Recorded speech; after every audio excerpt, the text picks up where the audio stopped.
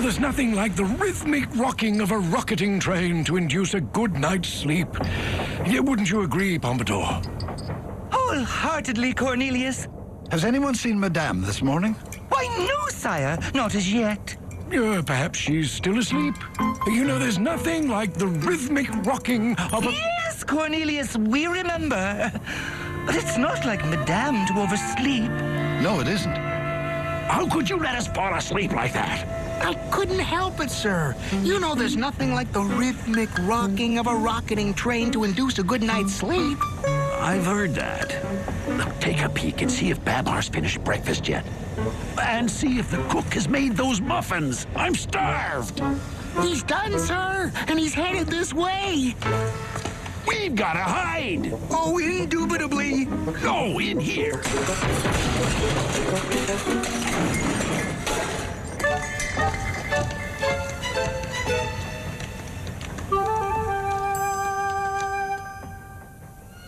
Good heavens, where could she be? Something isn't right here. You don't suppose someone... Does this answer your question? My tusks! You can't be serious. I'm afraid so. Madame has been kidnapped. Oh, my tusks! It's no use, sire. We've searched the train from end to end and there's no sign of her. But that's impossible. Conductor, did anyone leave the train last night? We're going 90 miles an hour. Obviously, the culprit was after the briefcase and thought Madame had it. Then where has he taken her? Nowhere. It is my considered opinion that Madame and her captor are still aboard. We must search the train. We've searched the train already. Correct. But now we must search using an eye for detail and a mind skilled in the art of mystery solving. And what makes you such an expert at solving mysteries? By having read every mystery novel ever written. Do you really think you can find her? Yes, I can find Madame. But in order to do that, we must uncover the identity of her captor. And how do you propose we do that? By engaging in an in-depth investigation involving an exhaustive series of clue sifting and suspect questioning, a time-consuming process which could take weeks, maybe even months. There he is! Or we could get lucky and bump right into the blighter. After him!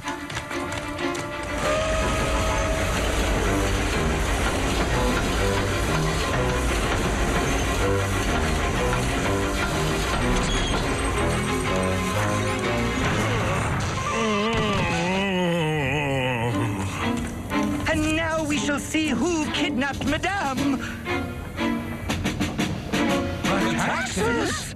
What are you doing here? Nothing.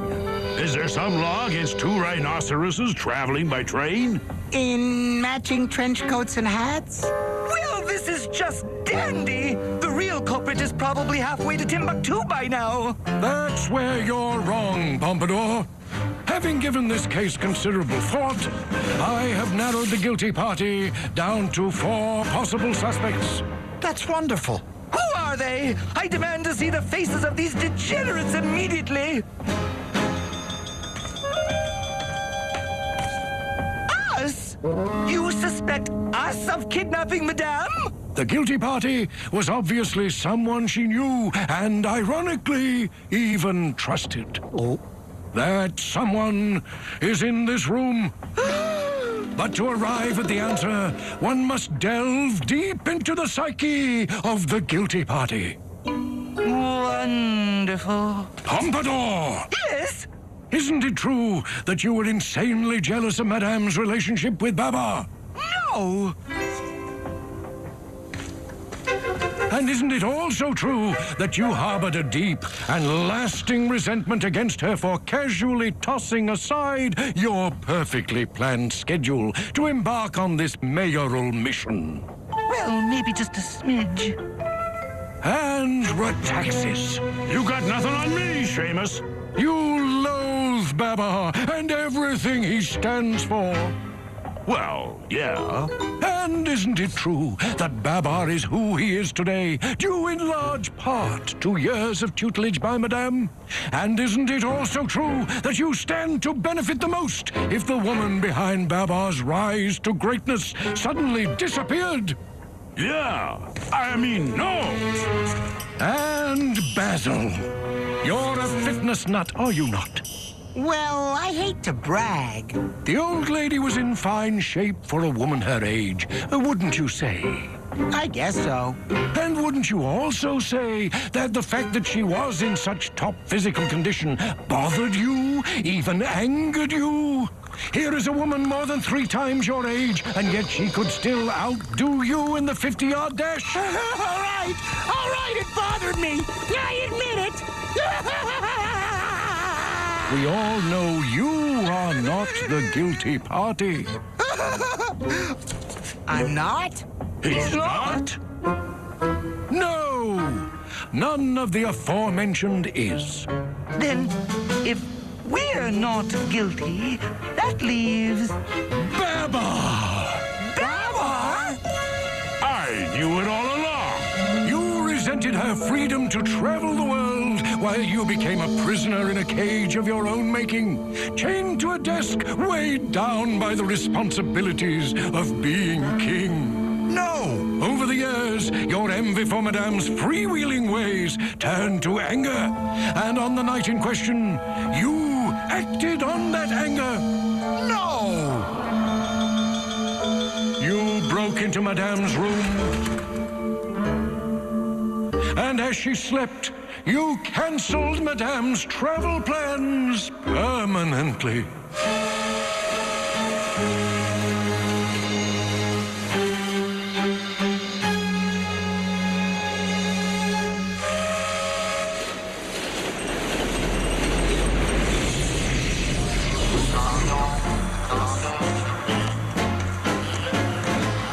Here's your man, men. Take him away. Cornelius, I am innocent. You've got to believe me. Have you lost your mind, man?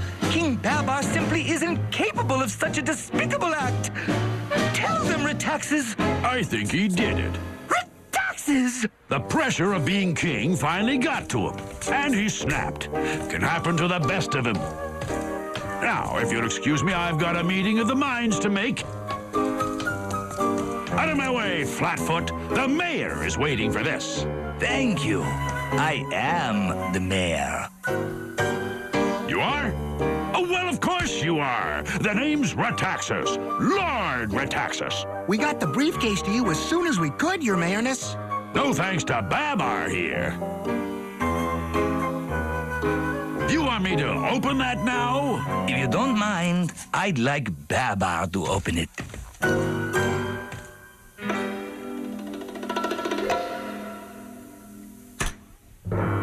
Surprise? Surprise? Welcome back to Paris, Babar.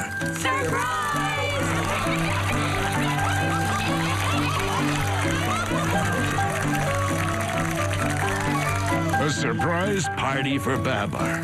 By the city of Paris. How loved can it get? You mean this was all a trick? It's quite deceitful, I admit. But how else were we to get Babar to take a vacation with his family? And since Madame is an old friend of mine, I was only too happy to play along. I don't know what to say. I'm speechless. And so am I. Why wasn't I in on the surprise? Oh, we didn't mean to hurt your feelings, Pompadour, but everyone knows you can't keep a secret. Can too. That's right.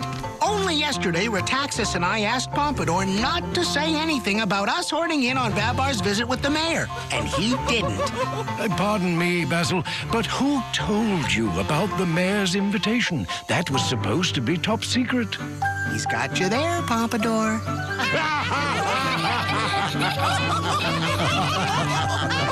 Thank you all. This was totally unexpected and quite wonderful. But how did you manage to leave the train? Oh, it wasn't easy. As As it turned out, a problem arose, and Arthur took it upon himself to sneak aboard the train to inform me. The problem threatened to ruin the surprise. And since Madame was the only person who could solve it, we stopped the train in the middle of the night and whisked her ahead to Paris. Arthur? In the flesh. That must have been some problem. What was it? Nobody knew how many candles to put on the cake.